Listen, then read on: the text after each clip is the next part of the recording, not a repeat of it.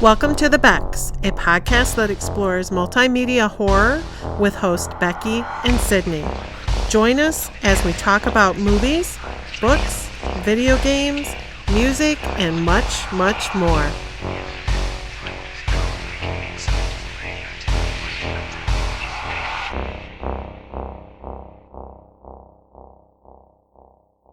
Thank you so much for joining us. My name is Sydney Rebecca. And I'm Rebecca Snow. And we're the Becks. This week, we're talking about Slewfoot. Slewfoot. By the author Brom. B-R-O-M. B-R-O-M. Why did you... I was going to say Bram Stoker, but that's not correct. Like Bram Stoker. Bram Stoker. Yeah. Not Brom. No. Anyway, this is about Brom. I mean Slewfoot. The book Slewfoot. Holy Hannah. I'm doing so good. This book is about Puritanism versus paganism. It's about supporting a woman's rights and supporting a woman's wrongs. Am I right? You're right. This is the most chef's kiss, good for her fucking book of all time. It's so good. If you love feminine rage, you'll love this book. Yes. So I'm not even a feminine rage lover, but I love this book. Do you like Carrie? Yeah, I guess. Mm-hmm. Not one of my favorites. But I do. I love this book. I love how it ended. I love everything that led up to the ending. So this book is told from two perspectives. You have our main girl, Abitha.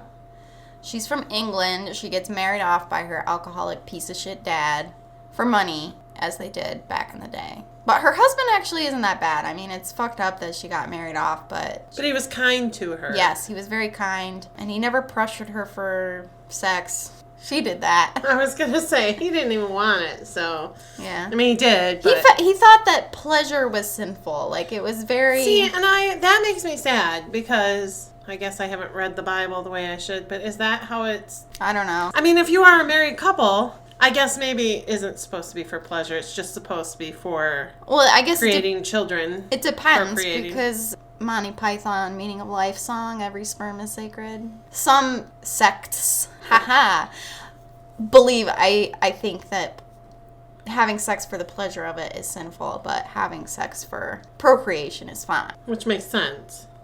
But that's sad. I mean, if you're religious, I guess. Yeah, that's what I mean. It doesn't make sense to me. You love sex. Sure I do. If it's done right. I don't love bad sex. Says every woman listening right now. Yeah.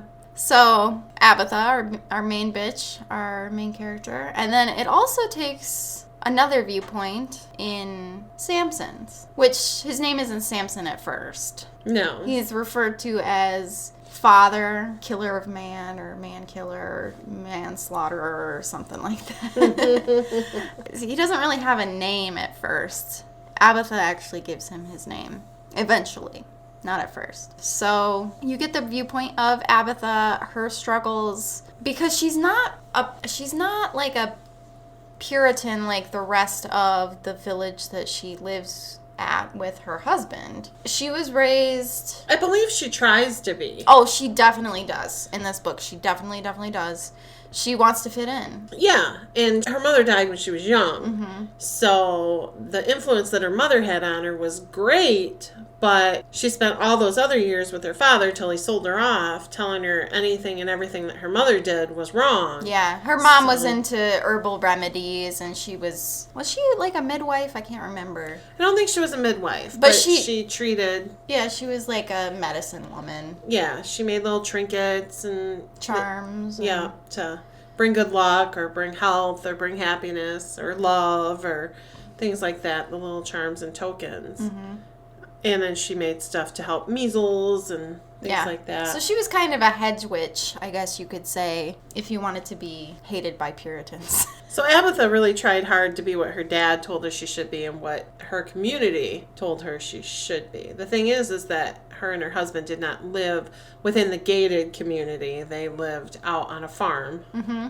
So she wasn't in the town all the time being subjected to everything that all other Puritan women were having to deal with daily. And the thing was the other women would come to her for remedies and stuff like that. Not all of them, but charms, if they wanted someone to fall in love with them, or if they wanted to have good luck, or really they all came to her. Really harmless shit, by the way. Who knows if it worked? Exactly. Here, I tied this ribbon around this piece of hair. He's going to fall in love with you.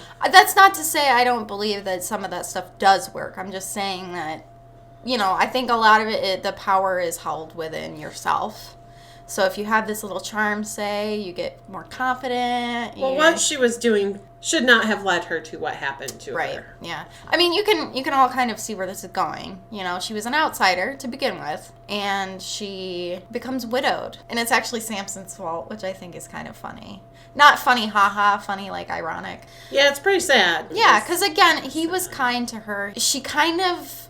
I hate to say this, but for the time, she kind of hit the jackpot with who she married because he was the least problematic man probably in that entire fucking state. He knew what she was doing, and he didn't. He would tell her not to because he was afraid of what would happen to her. Yes. He would encourage her not to voice her opinion because she liked to protect him. Yes. And protect their farm. And so he would tell her to back down because women were not allowed to say what they thought or how they felt or even look at a man in any kind of disdain.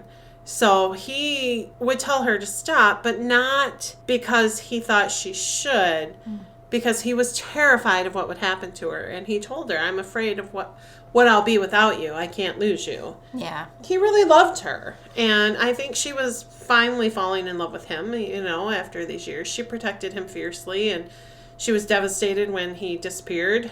Yeah. Especially because if you think about the difference between him and his fucking brother.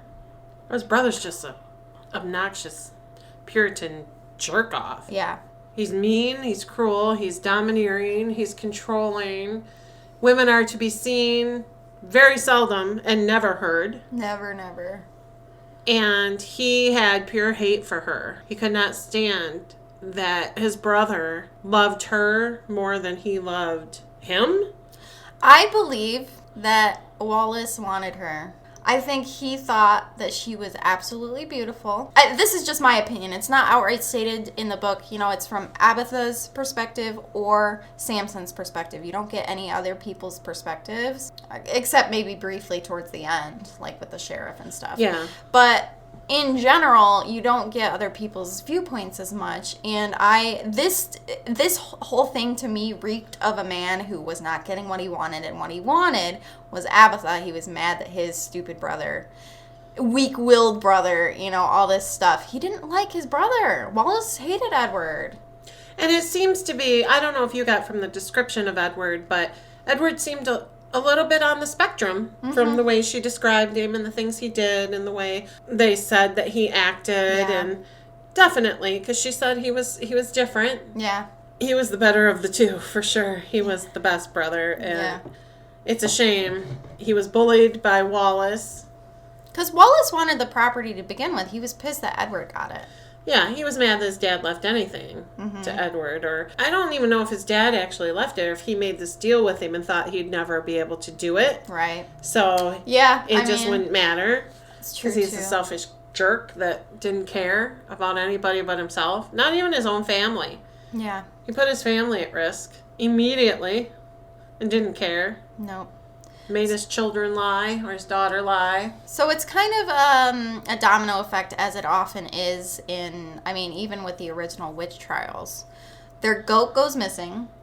Edward and Abitha's goat goes missing. Edward goes looking for it. And of course, Abitha's freaking out because they only have a couple payments left to get through to own the property, and the goat is worth a lot, and they don't have any extra. Because you get milk, you get cheese, etc. Yeah. It was a big breadwinner for them. She was devastated. Yeah, she thought it was her fault for leaving like a gate open or something. Edward goes looking for the goat. Edward goes missing. Both cases, Samson ate them. Yeah. It was really gruesome. Okay. But I don't know what it is. I think it's just Brom's writing because I read Krampus, remember? Mm-hmm. Which, happy Krampus Day. Well, today, the day we're recording. December 5th. I digress. But Brom, I feel, writes his, I don't want to say antagonist, because that's not quite right. Not villains either, that's not right either. Anyway, he writes them very sympathetically, and even at the beginning, when you first are introduced to Samson, you feel very sympathetic towards him. Or at least I did, because he's confused. Oh, I loved him. Yeah, he's awesome. Like, even... I felt really bad that he killed Edward, Right. because Edward did not deserve what happened to him. But no, I loved him from the beginning. He was confused. He was lost. He seemed like a kid himself. Just, why am I here? Yeah, what had awoken him. Yeah, he was really mad about that. Just let me sleep. Which I feel everyone can relate to. But he has these 3 little tricksters that get blood for him. So I think they probably lured the goat. They've never, ever made a movie of this. Not yet.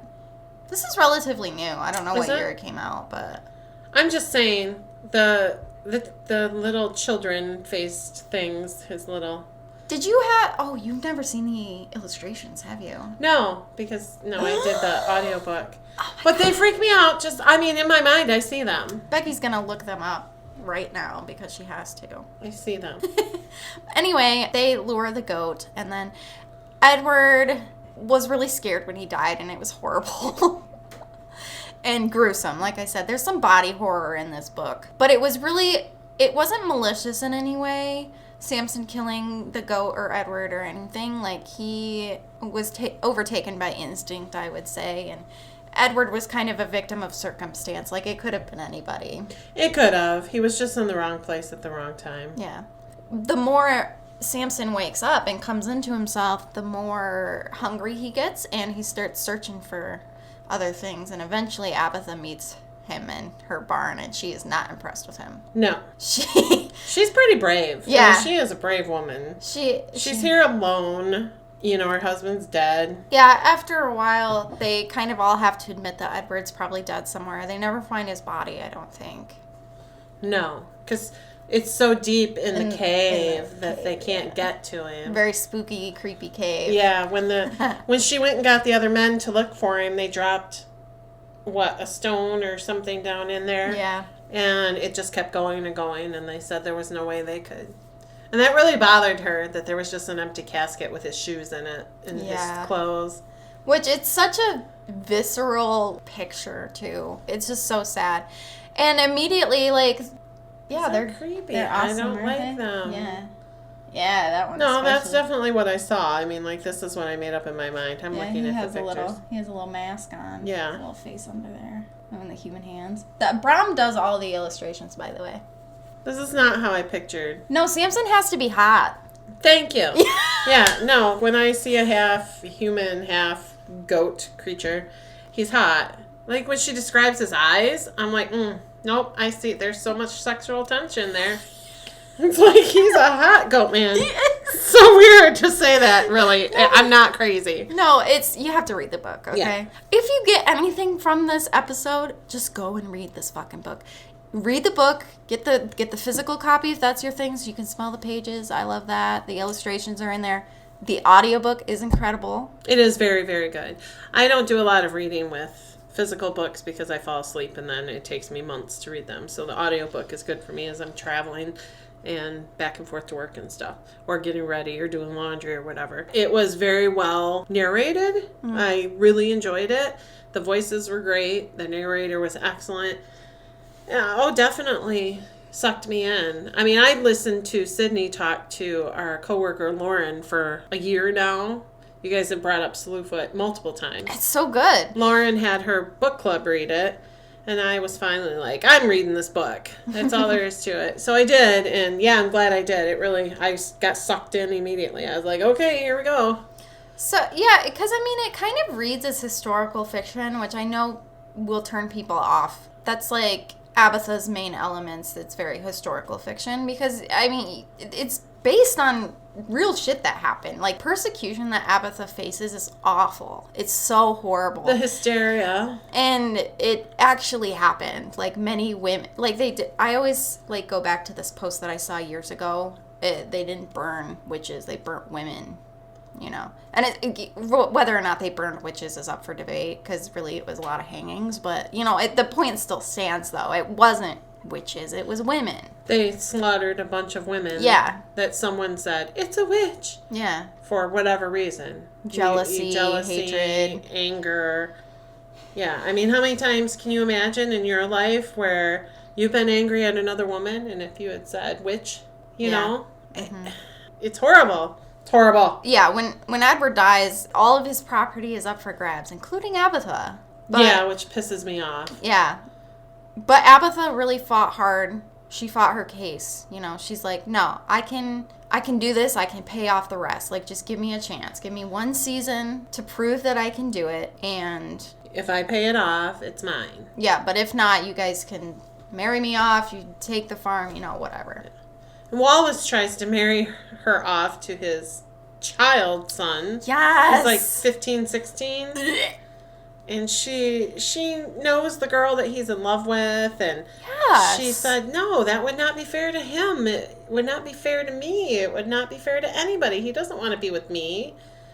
And that angered Wallace, because Wallace wanted that property only in his family, and she was not. He did not consider her anything to him once his brother died. And Abitha and Edward didn't have any children or anything either, so... No. I mean, that wouldn't have even been good enough for Wallace, though. No, I don't think so either. He'd have probably killed the kids. Yeah. To get them out of the way. So, like, Wallace agrees to this, but not in good faith. He really thinks that Abitha is going to fail, but Abitha's like, whatever, fuck you, I'll do it. Yeah. Because this bitch is full of spite, which I love as well. Like, she's awesome. She's so easy to root for. The thing is that she was a kind, loving, caring human that only wanted to help other people. Mm-hmm. Not just her husband, but the women in the community, even the men in the community. Yeah. She had such a empathetic personality.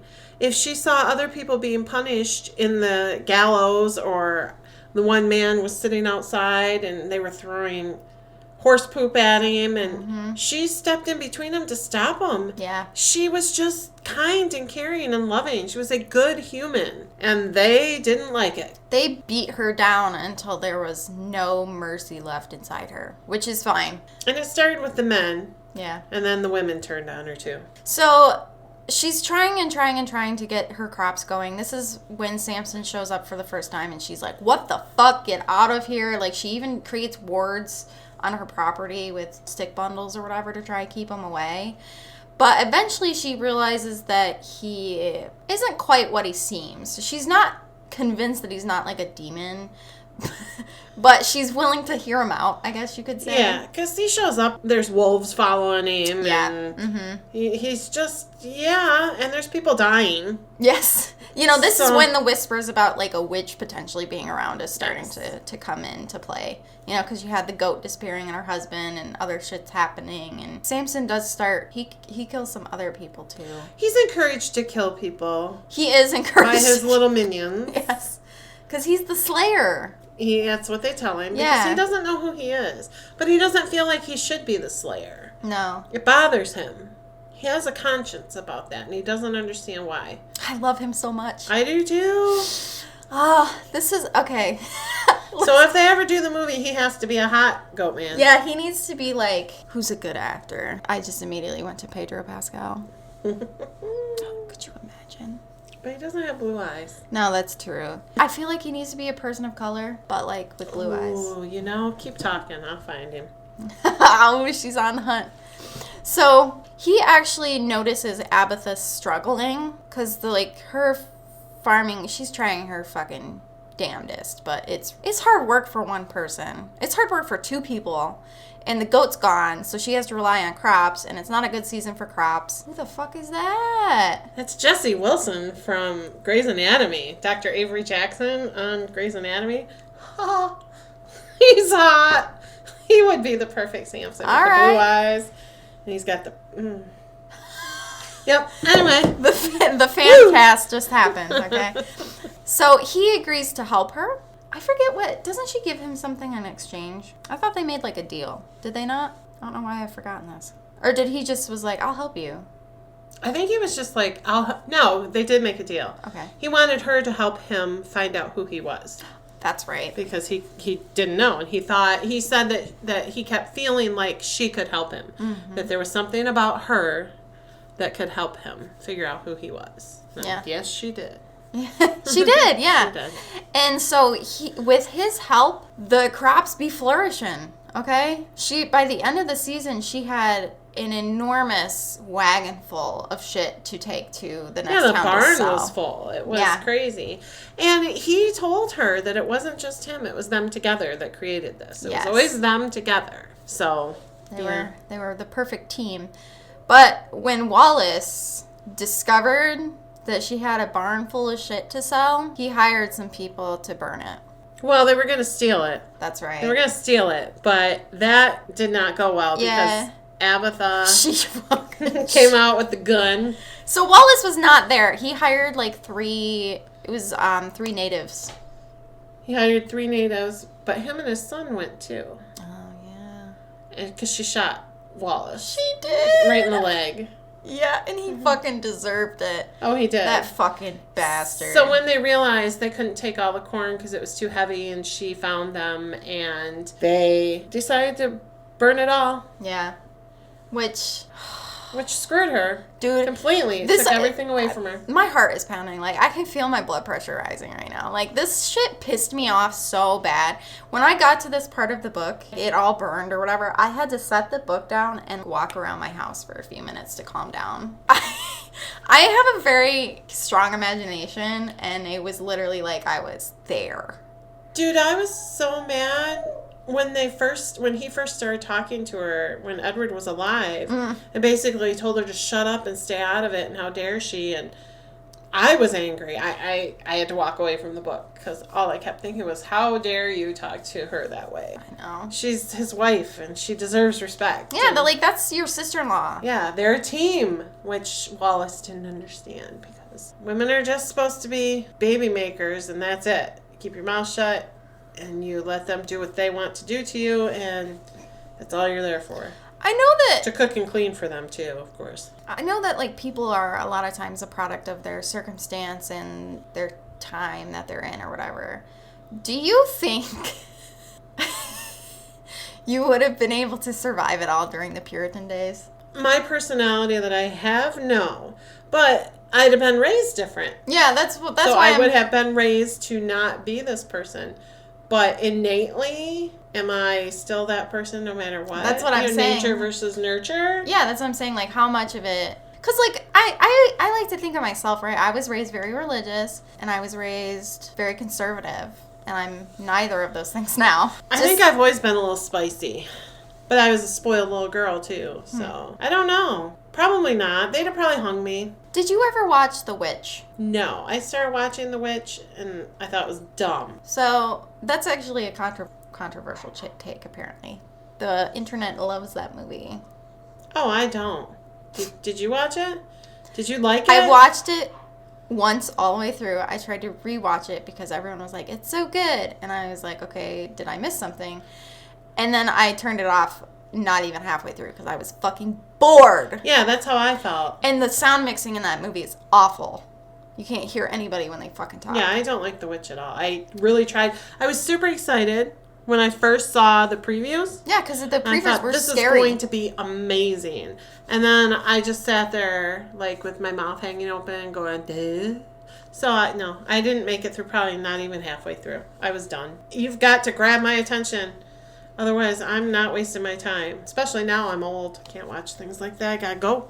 I got better things to watch. The reason I bring it up is that thematically, Slewfoot and The Witch are very similar. And a lot of fans of one like the other, and vice versa. That was the other thing that we forgot to mention. Technically, Wallace wanted Abitha as his indentured fucking servant.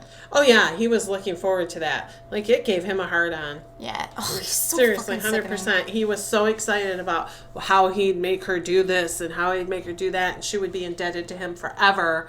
And he had gone to this board of commissioner guys, whatever they were called. Bunch of dudes jerking each other off, basically. And they were the ones who basically said, it goes this way or it goes that way. And they tried to bully the townspeople that had actually given Abitha a chance. Mm-hmm. They were going to threaten them into submission, I guess, whatever. It's just a horrible situation. Abitha had no chance. Nobody backed her up. Mm-mm. The people that did try to back her up, they were punished so severely. Yeah.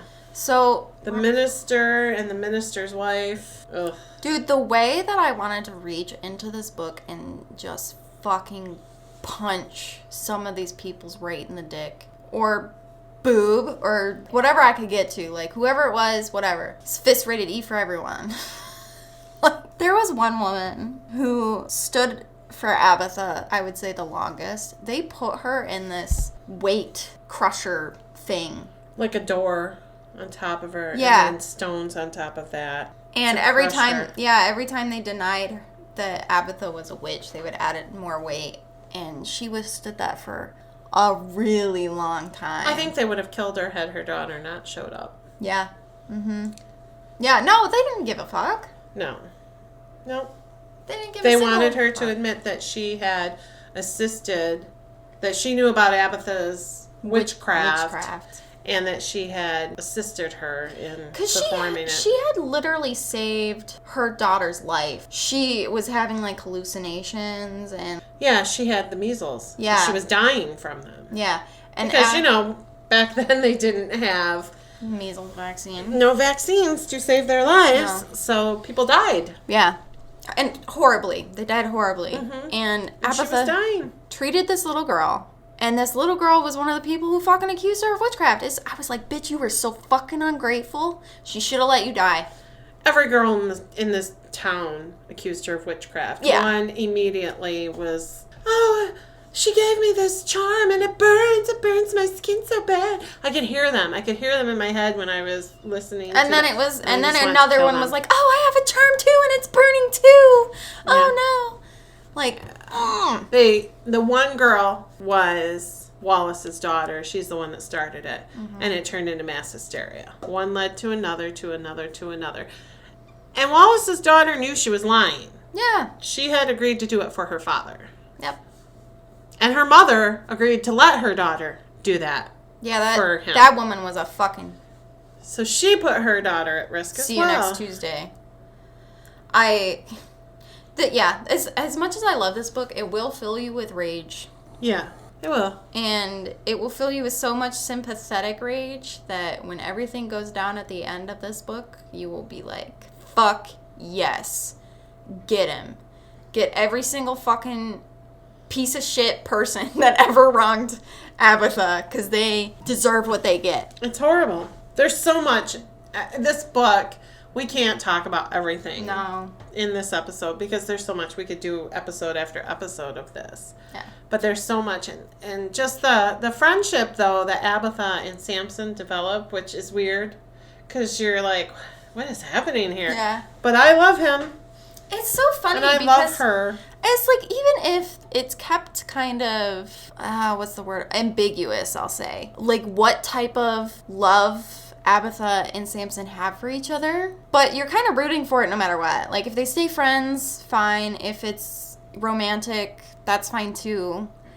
If it transcends either of those in some weird, strange way, then that's fine too. Like, you just really believe the chemistry they have, and you believe that they both really want to help each other, and they do. She does help Samson figure out who he is.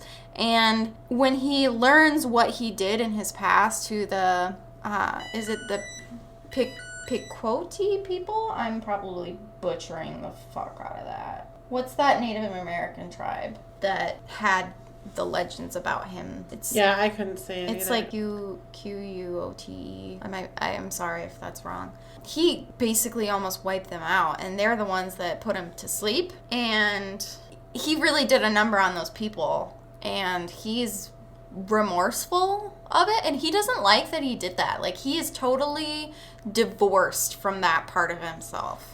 And there is some really good folklore that we just, like Becky said, we just can't get into. Like, there's this whole subplot of, like, this Native American elder that he sees that almost traps him again.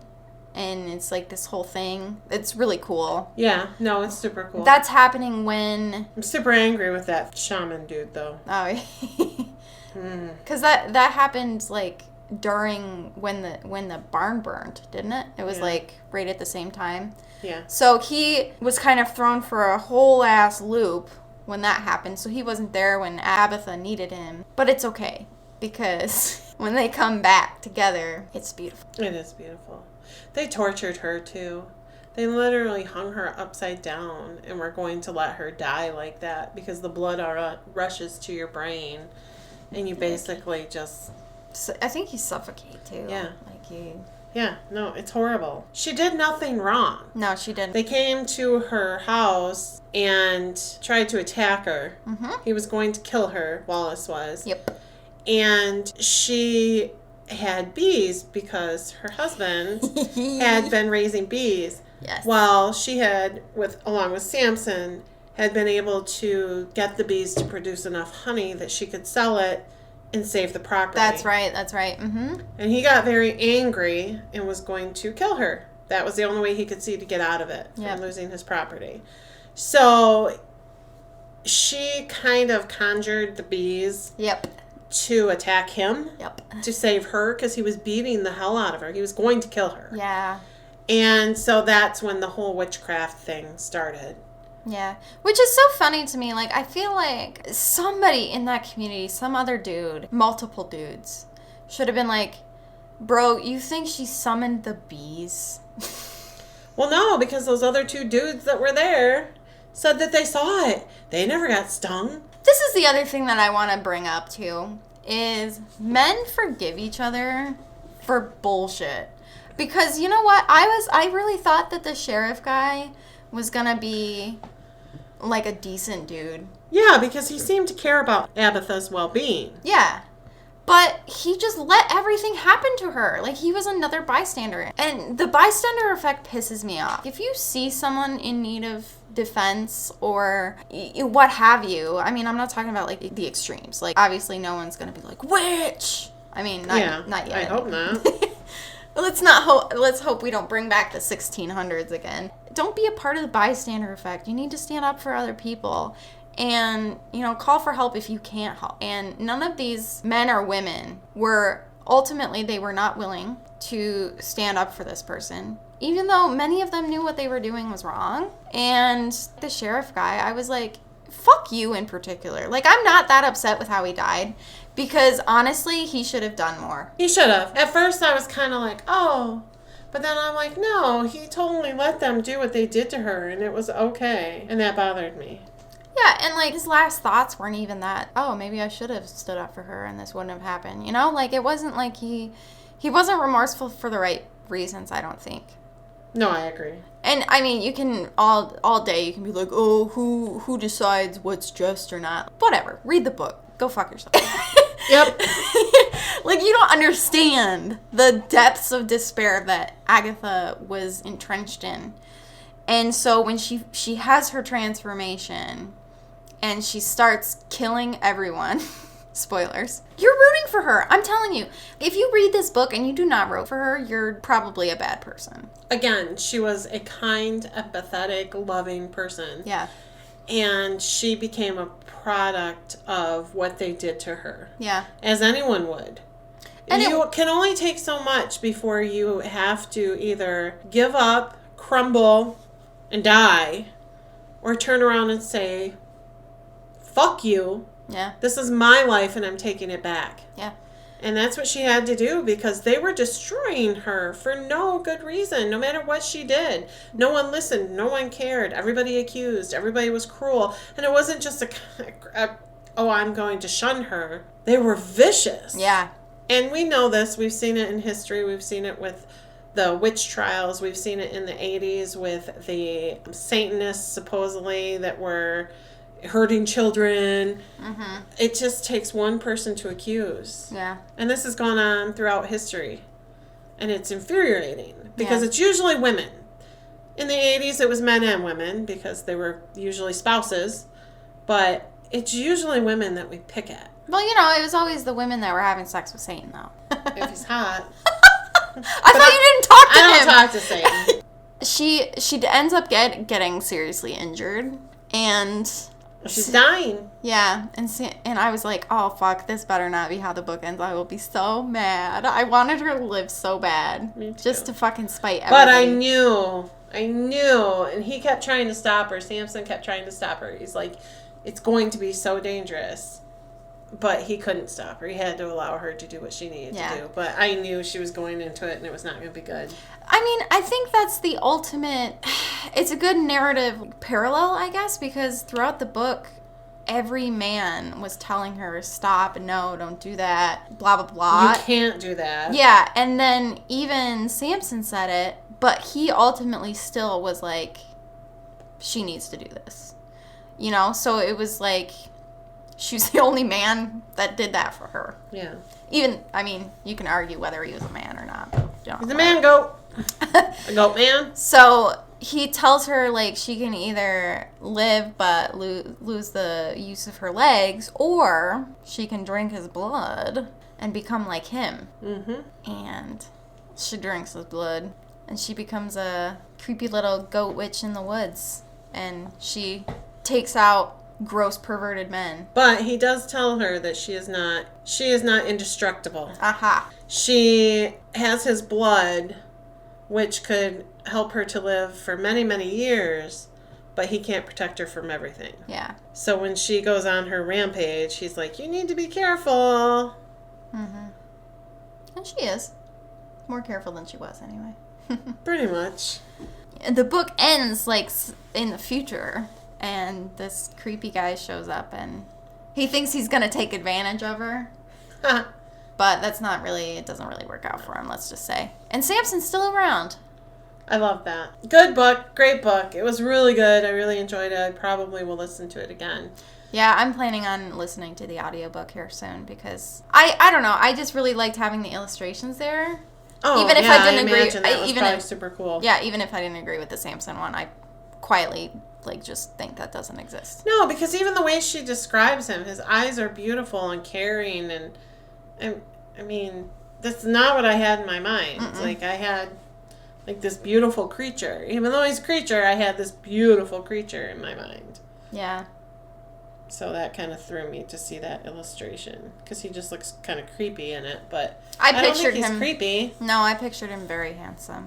You're going to yell at me because I think I haven't been talking loud enough because I'm sitting too far back. Well, that's great. Thanks for ruining the episode. Ha! No, like It's always all about me ruining everything, isn't it? Listen, we almost quit when we first started because of my flubs. Oh my God, remember the 2 mic thing? What a mess that was. It worked for a while, then it didn't work at all. We still need to have 2 mics somehow. I don't know how, but... We do. We need much more equipment than we have. You guys have to start paying us. Sorry. If you listen to us, you have to send us money. That's the deal. I'm just kidding. Send us equipment. We'll take that.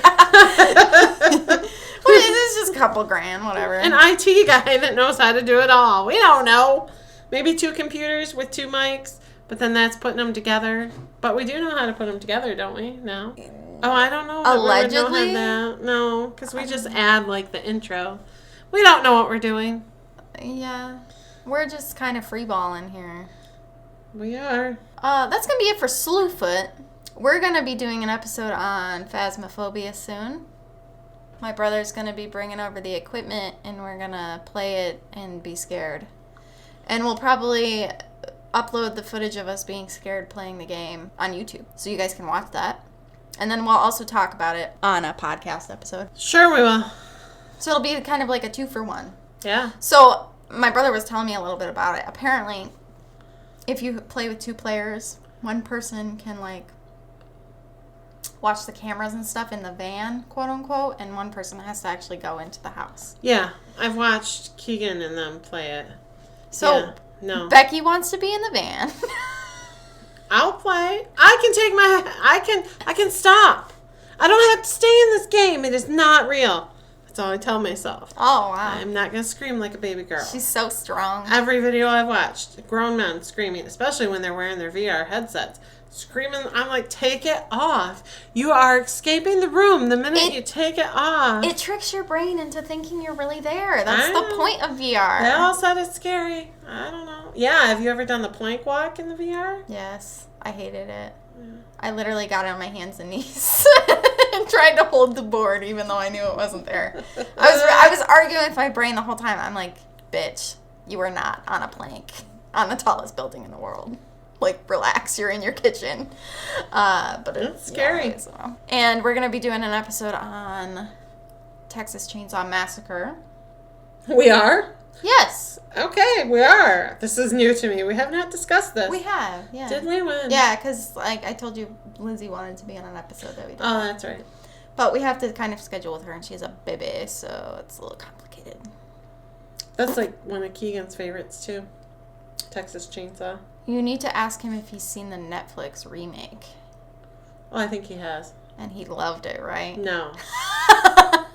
Yeah, so that I think we'll talk about the original, and we'll talk about the remake. He literally says movies that stand from like the 70s, that Texas Chainsaw Massacre is one that's still scary and still one that holds its own still nowadays. Spooky, spooky. And then, Becky, what do you want to talk about? I don't know. No idea. There was something I thought about the other day, but I can't remember what it was. I don't know. Well, we sort of have a plan for next episodes. So, both of them require the requirement of having other people here, though. So, we may have to come up with things to talk about in the meantime in case scheduling conflicts arise. Especially with the holidays coming up. Yes, Christmas is coming. We will probably not be having an episode that week because it's Christmas. You guys can live without us for... We have 3 days off from work. Thank you, Doc. Thank you, the doctor that we work for, who is anonymous. Yeah. I mean, they're going to find out who we are eventually, but... No! We must keep our identity I don't want people to know who I am. They've already seen our faces. I have. I'm sure I don't have any stalkers, but Sydney might. Why? Why me and not you? Because you're cute and young. I'm practically an old maid now. 28 and not married yet. And sterile. And sterile, baby. No one wants any part of this. All right. We're gonna end this episode now. Today the pod, tomorrow the world. My name is Sydney Rebecca. And I'm Rebecca Snow. And we're the Becks.